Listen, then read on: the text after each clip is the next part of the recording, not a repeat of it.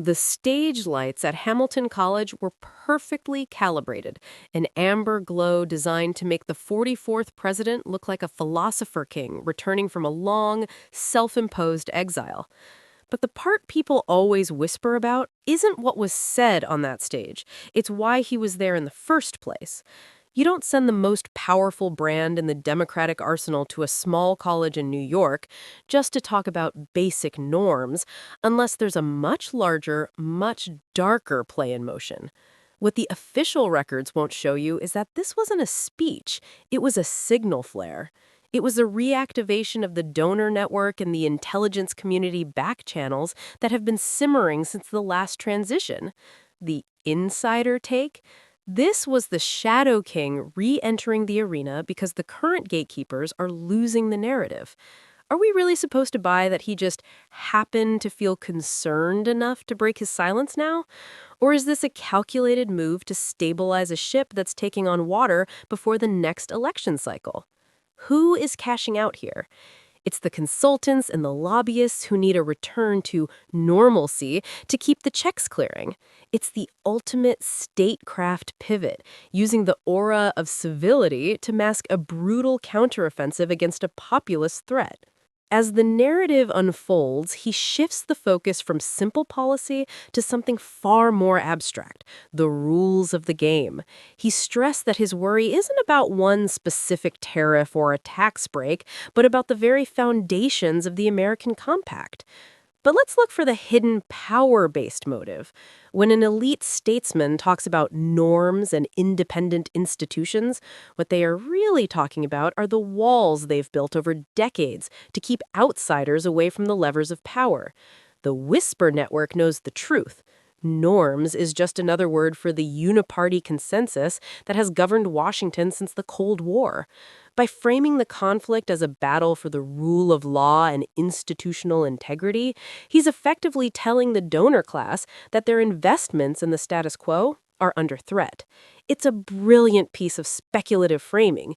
He's not defending a policy, he's defending the architecture of the neoliberal world order. If you change the rules, the current winners start to lose. Convenient timing for a lecture on stability, wouldn't you say? Especially when the stability he's mourning was a period where the same 3 law firms and 5 media conglomerates controlled the entire national conversation. Then comes the double standard gambit, the part where he asks the audience to imagine the outrage if he had acted like the current administration. It's a masterclass in rhetorical skepticism. He mentions punishing media outlets, law firms, and universities, painting himself as the restrained, virtuous leader. But what the official records won't show you is the PR disaster of his own administration's record with the press. The Whisper Network hasn't forgotten the subpoenas of journalists or the aggressive use of the Espionage Act. Are we really supposed to buy the narrative that his tenure was a sanctuary of press freedom? Or is this just high-level gaslighting designed to make the current optics look like a total anomaly? This is the reveal structure at work. The surface level is a plea for fairness, but the darker interpretation is a move to rewrite his own history. He's using the current chaos as a filter to bleach his own record. Who's cashing out? Every legacy media outlet that wants to be seen as a victim rather than a participant in the narrative war.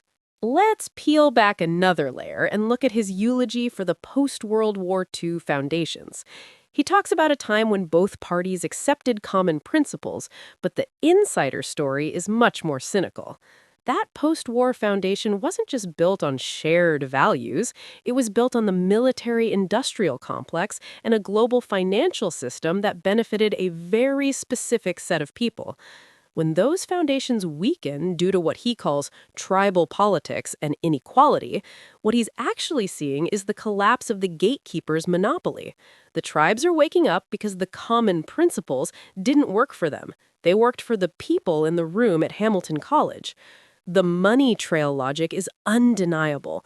The distrust in government he laments is the direct result of a system that exported the middle class and imported a permanent underclass of precarious labor.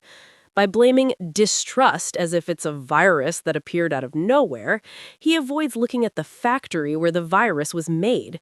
Is this a genuine move to heal the country, or a play for clout by a man who oversaw the very erosion he's now describing?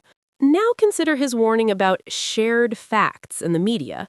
Democracy, he says, requires a free press and a consensus on reality. But in the Whisper network, shared facts is code for controlled information. What the official records won't show you is how the gatekeepers lost control of the pipeline. For decades, a few editors and producers decided what was true. Now that the internet has demolished those walls, the elite are in a panic.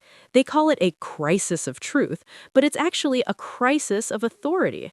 By attacking unreliable information, he's making a play for the restoration of the ministry of truth. It's an informal intensity that masks a desperate need to get the genie back in the bottle. Are we really supposed to believe that more censorship, disguised as fact-checking, is the key to a healthy democracy? Or is this a calculated move to ensure that the facts always favor the institutional players? The rhetoric gets even sharper when he talks about the use of federal power. He criticized the threats against universities and law firms as a violation of the basic compact. But let's ask the money trail question. Who populates these universities and law firms? These are the grooming grounds for the statecraft elite. They are the HR departments of the American empire. If you threaten the universities, you are threatening the supply chain of future bureaucrats, lobbyists, and corporate lawyers. The part people always whisper about is that these institutions aren't independent. They are deeply embedded in the political machine. By framing government oversight as intimidation, he's protecting the sanctuary of the elite. Is this a genuine move to defend education, or a play to keep the compact safe from any accountability? It's a PR shield for the very people who write the regulations that the rest of us have to live by. Moving deeper into the onion, he argues that these democratic rules aren't abstract, they affect everyday life and economic stability. This is the ultimate statecraft argument.